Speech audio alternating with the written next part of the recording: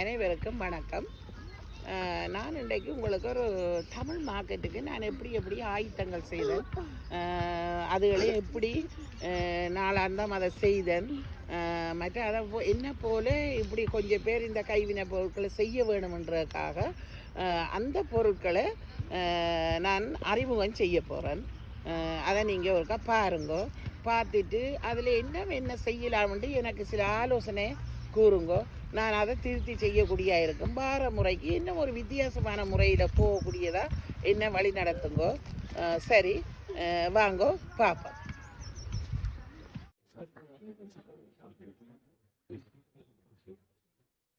நான் தமிழ் மார்க்கெட்டில்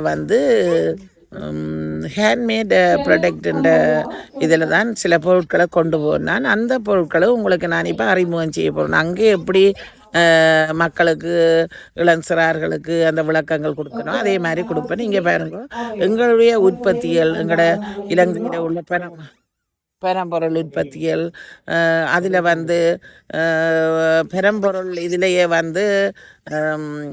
ப்ரொவின்சல் லெவலில் ஃபஸ்ட்டாக வந்தவன்ற இதுகள் நான் வாங்கி இங்கே இருக்கிறேன். அடுத்தது ரசப்பொடி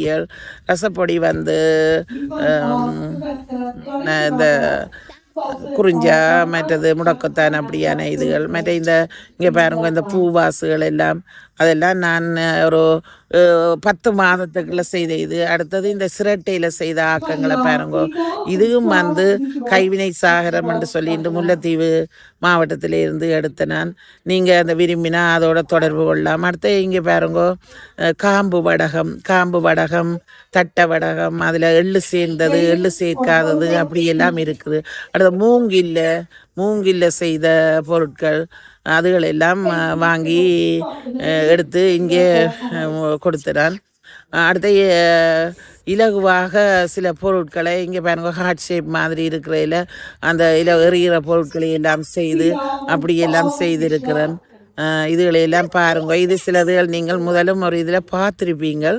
ஆனால் இது முழுமையாக நான் எல்லாத்தையும் இங்கே காட்சிப்படுத்தி அது ஒரு புக் கொண்டு செய்து நான் ஒரு வருஷமாக நான் செய்கிற எல்லாத்தையும் அந்த ஆர்ட் புக்கிலும் செய்து அந்த இளம் சிறார்களுக்கு அதை எப்படி செய்து நான் என்று சொல்லிட்டு எல்லாம் விளங்கப்படுத்தி அவைகள் மிகவும் ஆர்வத்தோடு கேட்டு அதை என்னென்ன இதில் செய்தது, சோளத்தில் செய்ததா, எண்ணத்தில் செய்தது, பிஸ்தாச்சியில் செய்ததாண்டு இனங்கண்டு அப்படி செய்யக்கூடியதாக இருந்தது. மற்ற இந்த இலகுவாக குறைந்த விலையில் இந்த வோல் ஹேங்கர்ஸ் மாதிரி செய்து நான் அதையெல்லாம் பாருங்கோ.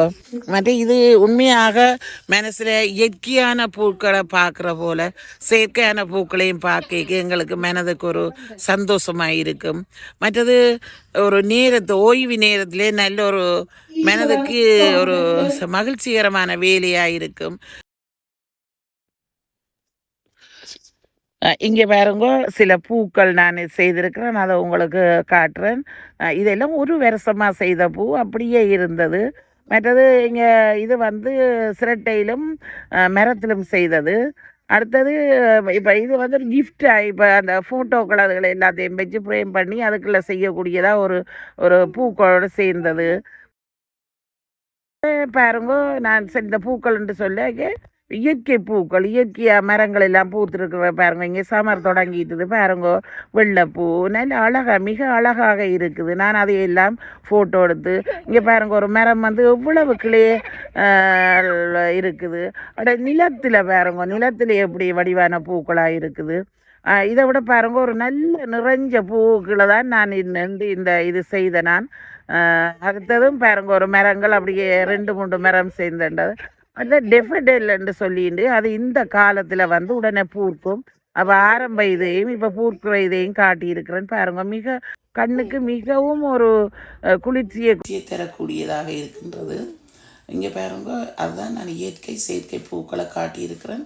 இப்படி எல்லாமே எங்களுக்கு நாங்கள் அந்த பார்க்க அது ஓய்வு நேரத்தில் எங்களோட மனதை ஒருநிலைப்படுத்தக்கூடியதாக இருக்கும். சரி மக்களே, நான் இவ்வளவும் உங்களுக்கு காட்டியிருக்கிறேன். உண்மையா இதுக்கு ஒரு கொஞ்சம் முயற்சி தேவை. இப்ப எல்லாராலும் செய்ய முடியும். அதை உங்களோட மேலும் மேலும் கட்டி எழுப்புற உங்களோட ஒரு இதுதான் வளர்ச்சி தான். அதை நீங்களும் இதை செய்து பாருங்கோ. அதோட என்னுடைய வீடியோக்களை பார்த்து சப்ஸ்கிரைப் பண்ணுங்க. என்ன நம்ம கூடுதலாக செய்யலாம்னு சொல்லி நின்று அட்வைஸை சொல்லுங்க. எனக்கு அது ஒரு வளர்ச்சியாக இருக்கும். சரி, இத்துடன் நிறைவு செய்கிறேன். நன்றி, வணக்கம்.